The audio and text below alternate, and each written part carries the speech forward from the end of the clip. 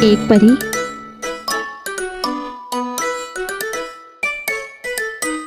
ایک چڑیل جو کہ دیکھنے میں بہت خوبصورت تھی، کیونکہ جادو کر کر کے اس نے اپنی شکل کو ایک خوبصورت دوشیزہ کی شکل دے رکھی تھی۔ بہت کوشش کے باوجود بھی کبھی کبھی چڑیل کا اصلی روپ سامنے آ ہی جاتا تھا، جس سے چڑیل بہت شرمندہ ہوتی تھی، کیونکہ اس کو اپنے چڑیل ہونے کا روپ پسند نہیں تھا۔ اور ایک بلی رہتی تھی۔ بلی بڑی سیانی تھی، لیکن بلی کو اپنے آپ سے باتیں کرنے کا شوق تھا۔ یہ اکثر اکیلے بیٹھ کے خود سے ہی باتیں کر رہی ہوتی تھی۔ پری کا نام چاندنی تھا، چڑیل کا نام کالا، بلی کو مینا کہا جاتا تھا۔ ایک دن جنگل میں اچانک ایک جادوئی کتاب ان کے سامنے آ گری۔